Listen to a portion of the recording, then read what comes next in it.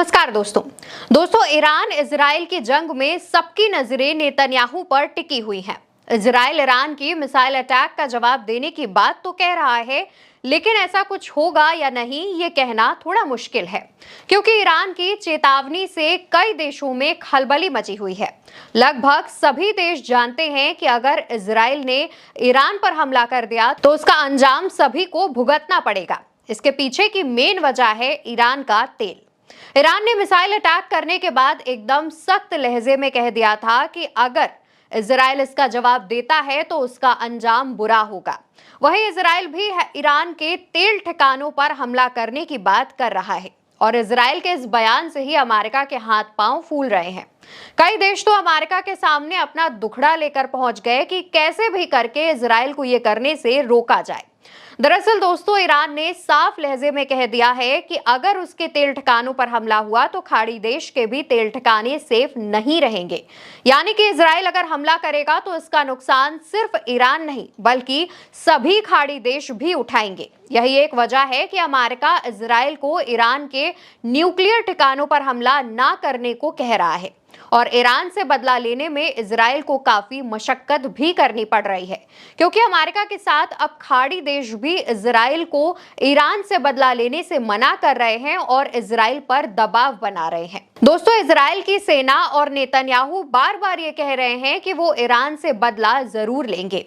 Israel Iran के तेल ठिकानों पर हमला करने की प्लानिंग कर रहा है, लेकिन इजराइल पर सिर्फ अमेरिका ही नहीं बल्कि खाड़ी देश भी दबाव बना रहे हैं जिससे कि वो ऐसा ना करे। खाड़ी देशों को यह डर है कि अगर इन दोनों की जंग बढ़ी तो ईरान समर्थित गुट उनके तेल ठिकानों पर भी हमला कर सकते हैं। तो वही समाचार एजेंसी रॉयटर्स के मुताबिक सऊदी अरब, संयुक्त अरब अमीरात और कतर समेत खाड़ी देश खुद को जंग में फंसने से बचाने की कोशिश भी कर रहे हैं और इन देशों ने अमेरिका को साफ कह दिया है कि वो इजराइल को ईरान पर हमला करने के लिए अपने एयर स्पेस यानी कि हवाई क्षेत्र का इस्तेमाल नहीं करने देंगे।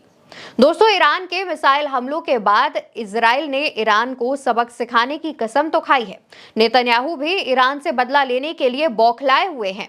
तो वहीं दूसरी तरफ ईरान भी कह रहा है कि अगर उस पर कोई हमला होता है तो उसके जवाब में इजराइल को तबाह कर दिया जाएगा। इससे आशंका जताई जा रही है कि उनके इलाकों में बड़ी जंग छिड़ सकती है, जिसमें खाड़ी देशों के अलावा अमेरिका भी घिसट सकता है। दोस्तों, ईरानी अधिकारी और एक ईरानी राजनयिक के हवाले से जानकारी मिली है कि ईरान ने सऊदी अरब को आगाह किया है कि अगर इजराइल को किसी भी तरह की मदद दी गई तो वो खाड़ी देश के तेल फैसिलिटी की सुरक्षा की गारंटी नहीं दे सकता। ईरान ने साफ कह दिया है कि अगर खाड़ी देश इजराइल के लिए अपना एयर स्पेस खोलते हैं तो ये जंग छेड़ने जैसा होगा। दोस्तों, ईरानी राजनयिक ने बताया कि तेहरान ने रियाद को साफ तौर पर कह दिया है कि अगर इजराइल को ईरान के खिलाफ कोई समर्थन या मदद मिलती है तो इराक और यमन जैसे देशों में उसके सहयोगी गुट जवाबी कार्रवाई कर सकते हैं। वहीं सऊदी अरब के क्राउन प्रिंस मोहम्मद बिन सलमान और ईरानी विदेश मंत्री अब्बास अराक्ची के बीच इजराइल के संभावित हमले को लेकर बातचीत भी की गई है। दोस्तों, नेतन्याहू और इजराइल की सेना आईडीएफ कह रही है कि वो ईरान पर एक बड़ा हमला करने की तैयारी कर रही है। नेतन्याहू और आईडीएफ मीटिंग तो कर रहे हैं, लेकिन इस लड़ाई में अमेरिका और खाड़ी देशों ने इजराइल की मदद करने से साफ मना कर दिया है। ईरान के अलावा यमन जैसे इजराइल के पड़ोसी देश भी उस पर हमला कर रहे हैं, जिससे निपटना इजराइल के लिए मुश्किल होता जा रहा है और इजराइल इस जंग में अकेला पड़ता जा रहा है।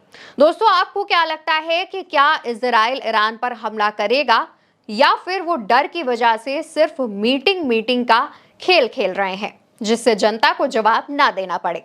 इन सवालों का कमेंट बॉक्स में जवाब जरूर दीजिएगा। नमस्कार।